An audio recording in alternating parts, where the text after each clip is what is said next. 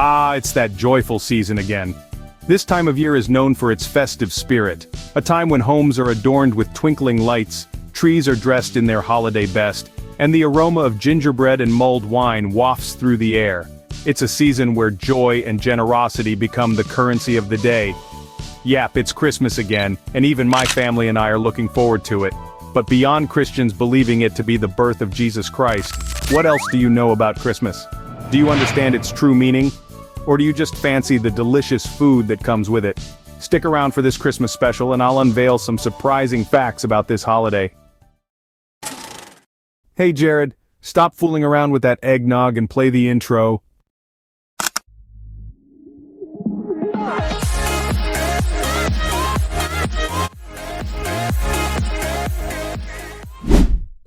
Thank you, Jared.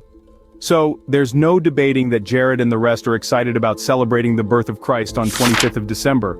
Or are they? You see, Christians believe Christmas to be the day that the Son of God was born, but the truth is that nobody really knows when Jesus was born. In fact, early Christians didn't even celebrate the holiday until the Roman Catholic Church settled for 25th after the development of the Gregorian calendar. The reign of Emperor Constantine chose that specific date because it had the political motives of weakening existing pagan celebrations in Rome at the time. Pagans were at the peak of their celebrations, so suddenly, introducing a Christian holiday was bound to cut their happiness short. However, researchers have placed the birth of Christ somewhere around early spring closer to Easter, but the real date remains a mystery. Due to this confusion, not all Christians celebrate Christmas on the same day. In countries with large populations of Orthodox Christians such as Russia, the Ukraine and Romania, Christmas Day falls on the 6th of January. Some Greek Orthodox Christians even celebrate Christmas on the 7th of January. If all this calendar mix-up seems crazy, let's talk about the bearded guy in red that comes from the North Pole. You and I are all grown up now, so we definitely know he isn't real. Or is he? You see, the history of Santa dates back to the 3rd century. There was a Turkish monk known as Saint Nicholas who was popular for helping the sick and poor people. Dutch immigrants started calling him Sinterklaas, and fast forward a few centuries later the name spread to other parts of the world. The spread of the name led to its alterations over time, and by the 15th century it had reached New York as Santa Claus.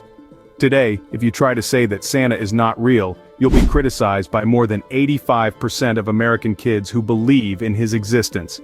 He is more famous than you and I, and there's nothing we can do about it. To prove how popular he is, over 32,000 letters are sent to him on a daily basis by believers all around the world during the months of November and December. That's tens of thousands of letters in only 2 months. A few of them are even mailed to the North Pole because that's where he is believed to reside. All thanks to a famous political cartoonist known as Thomas Nast. In the 1800s, there were a series of expeditions to the Arctic and North Pole that led to the areas being considered mythical and magical places. So Thomas took advantage of the beliefs and drew several illustrations depicting the North Pole as Santa's official residence. And boy, did we all believe him. In the modern times, his admirers believe that he flies all the way from there with a troop of magical reindeers pulling his sleigh. But why do we believe that he enters our houses through chimneys, yet we have doors and windows? To understand this, we have to revisit the story of the man mentioned earlier, the man whose name led to the Santa Claus idea, Saint Nicholas. Remember how I told you he loved helping the needy? Well, it is believed that he climbed the houses of the poor and dropped bags of gold through the chimneys. The poor families would wake up to find riches beyond their wildest imaginations the next morning. His alleged chimney stunts are attributed to the 4th century when witches, fairies, and elves used to fly up and down chimneys. So since his name led to the term Santa Claus, his alleged behavior was also associated with the Christmas man. So a Roman started Santa and his chimney tactic, but what about Santa's companion? You know, the red-nosed reindeer called Rudolph? Crazy as it may sound, it was the idea of a Jewish writer named Robert May. Robert worked in the ad department of Montgomery Ward, a department store chain second only to Sears as America's largest retailer. His wife contracted cancer in 1939 and unfortunately died in the same year. He was left to tend to their young daughter who loved a deer at the Lincoln Park Zoo. So when writing one of the Christmas books that the organization distributes to children on Christmas, Robert came up with Rudolph as Santa's companion. Putting the idea and his story together made it so touching that Rudolph permanently became associated to Santa all over the world. They fly around together delivering your gifts and singing awesome tales in the sky. Wait, speaking of singing, what do you think is the best Christmas song ever? Please write the title down in the comment section. Let's see who really loves Christmas. I know I'm just a stick, but I can guarantee you that music is close to my wooden heart. For me, I think Jingle Bells is the best.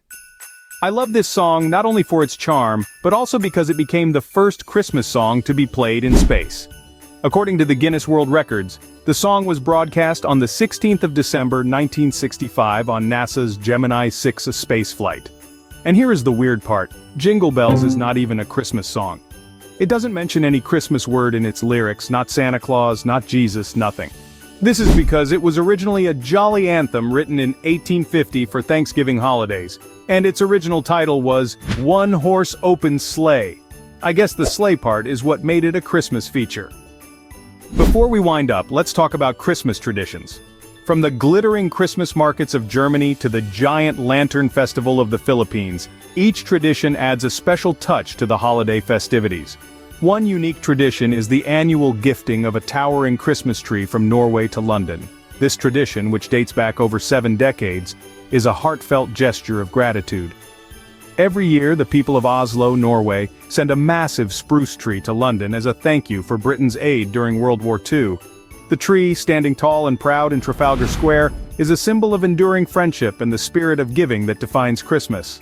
Whether you're roasting chestnuts on an open fire or leaving cookies out for Santa, remember that these traditions are part of what makes Christmas so magical. So if you love the holiday, the only Christmas gift we ask for is that you subscribe to our channel. In return, we'll keep serving amazing informative content. I wish you all a fantastic Christmas and New Year. Sticky out.